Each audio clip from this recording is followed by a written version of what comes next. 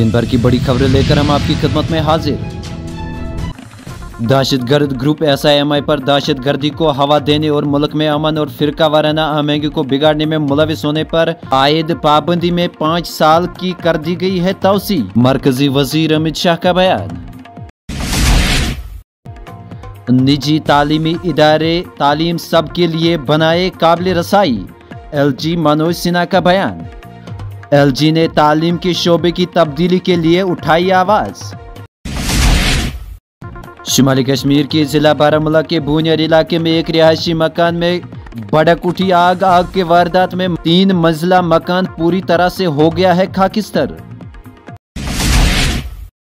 Civil secretariat Jammu Kashmir में बड़े पैमाने पर तबादले और तैनातियां, जम्मू कश्मीर इंतजामिया ने हुक्मनामा किया है जारी। वसी कश्मीर के जिला बड़गाम में एक जंगजू माउनकार के रिहायशी मकान को कर लिया गया है जब्त।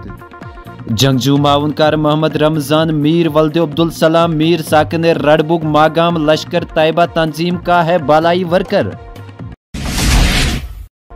परीक्षा पे चर्चा, तलबा दबाव को हावी न होने दे, हर चैलेंज के लिए खुद को करे तैयार, वजीर आजम नरेंद्र मोदी का बयान। शुमाली कश्मीर के जिला बारामूला में पुलिस ने शरपसंदों के खिलाफ की है सख्त कार्रवाई।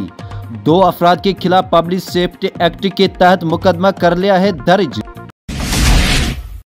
अलीगढ़ मुस्लिम यूनिवर्सिटी में कश्मीरी तालिब इल्म की पुरअसरार हालत में लाश हुई बरामद, जिसकी शिनाख्त अदनान अल्ताफ साकिन जम्मू कश्मीर के बारामूला जिला के तौर हुई। Jammu Kashmir disaster management authority ने खराब मौसमी सूरत हाल के पेश नज़र कुपवारा और गांधरबल में अगले 24 घंटों के दौरान बर्फानी तोदे गिराने की वार्निंग की है जारी। रामबन के रामसू इलाके में सड़क का हिस्सा ढह जाने की वजह से जम्मू श्रीनगर कौमी शहर पर ट्रैफिक की आमद रफ्त कर दी गई है बंद।